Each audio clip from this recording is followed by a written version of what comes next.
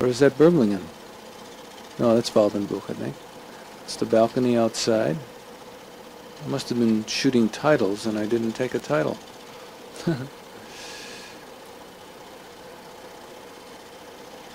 Anyway, this is another view of the skyline. The sky view of... Oh, now we're up in that tower I was talking about. So I'm shooting through the glass of that tower, probably, getting some filtration of the colors. There's the... that's the village where the massacre occurred. Somewhere in there were those Israeli apartments. And they thought they built these apartments specifically for the Olympics, but with the idea that they would sell them as condominiums, which they did after the Olympics, to the people of Munich. A very clever solution to a housing problem, as well as providing thought it was going to be a pretty secure capability for the Olympic athletes. And there's BMW, Volke. Bayerische Motorwerken, Bavarian Motor Works. Another one of the towers around there getting reflection off the glass, it looks like. Not sure if that belongs to BMW or not. That was their factory to the left of that. Very modern structure. I think those were apartments for the luxury apartments, or maybe a luxury hotel right in the Olympic grounds area. And there's some more of Munich behind me there. Some more housing.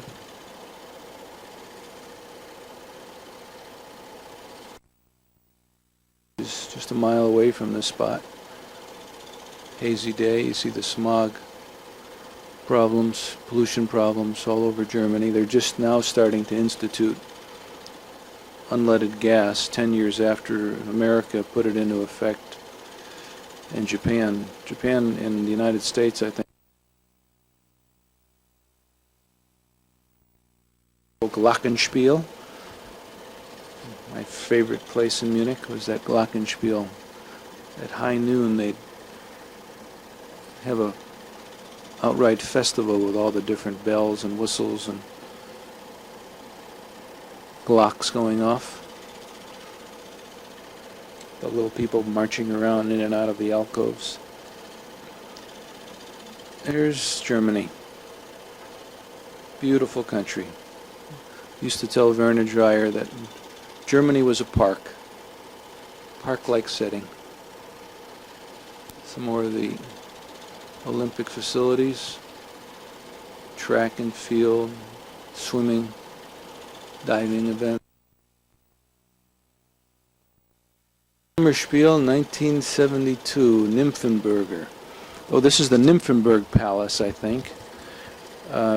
Downtown, yeah, downtown Munich. Another one of the royalty palaces that we toured on this trip. It's a swan. It's like a baby swan, huh? It's a newborn, yeah. It's a little fuzzy, that guy. Couple of them there. Let's see where's their mommy. There's the mommy. There's the little babies and the daddy taking care of their brood.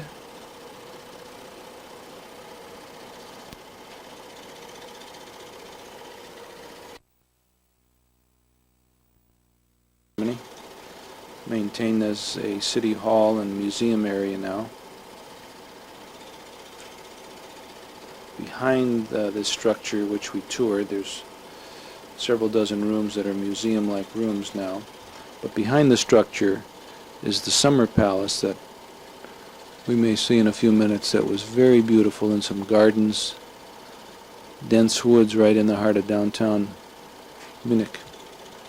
Actually not in the heart of downtown, but close to downtown area. Probably was the downtown 200 years ago. After the various wars, there's been new parts of Munich that have become the downtown. Shopping areas, subway. Typical style castle in Germany.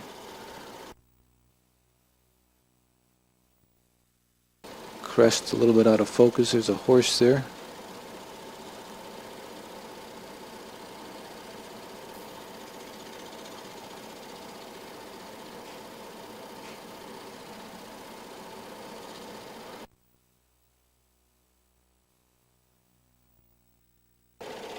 In Bodensee, southern Germany, which has some Swedish royalty background, was built as a religious shrine for the Swedish crown prince to come. Here's a little pony farm. Kids would come and get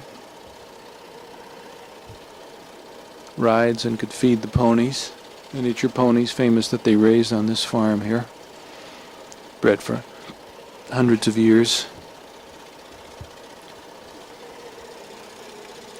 It's a little out of focus there for some reason.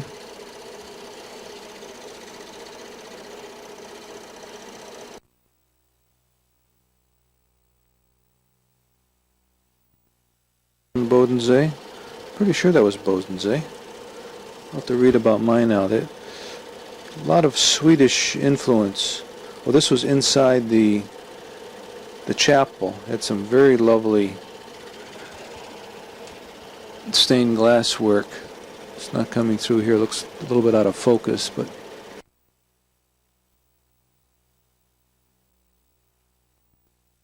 gardens that were people came from thousands of miles around, or at least hundreds of miles around Germany to see this. That was the Swedish Count Bernadotte Summer Palace and Park in Mainau. Thank you very much for that title, courtesy of Michael Andrew Frank, probably, Tommy P. Frank and Karen Frank, Marjorie Frank, making titles for Daddy back in Germany. There's the courtyard, that site.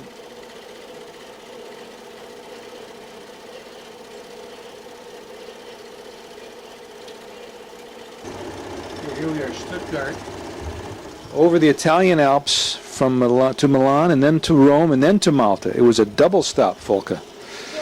You want to say something here, Fol? No, I don't want to say something, Gordon. Come on, give me a break. Okay, there's the landing strip going into Malta. Quite dark. Let's see if I can get this focused in a little bit. Can you hold?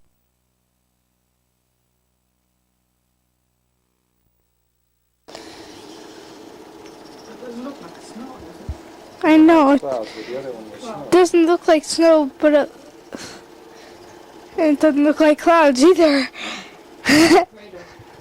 Yeah, Is that the crater? Is that Yeah. Mount Vesuvius? I guess so. Hmm? I guess so. No, I'm asking Mom. Doesn't that look like snow to you there? Looks like snow to me. We were flying over, oh, you think that's the Alps still? So that was, we were leaving Stuttgart, was the other landing field? Okay. Well, we're flying over the Alps, says Folke. Come on, Folke, you help me with this. This is really going to be a chore, guys. And when you're watching these tapes, and Mom and I are 80 years old, you'll say to Mom, "Mom, I wished you had put a few words on this tape so we could hear what you sound like when you were a young lady." Yeah. Okay, Mom. Here you go. You're going to talk right away, no matter what. Everybody, ladies and gentlemen, everybody who's listening to this tape, to this story, everybody, Mom is going to talk now. Folke Frank. This is the love story of our life. We're flying, flying, flying. Nothing else but flying. Why? You don't have to shout, Mark. Just talk normal. Why? That's not normal. Why? Look at the movies. Look at all the movies. We're always flying. Well, now we're landing. We're never landing anywhere. We're landing in Milan now. Okay, let me- I don't think we landed in Milan. Is that true? I think we landed in Rome. No, we landed in both. We landed in Milan on the way down, and I think this is where we actually got a package tour on this deal, if you recall. And we had to change planes in Milan. There's the shadow of the plane going by. Some of the highways in Milan.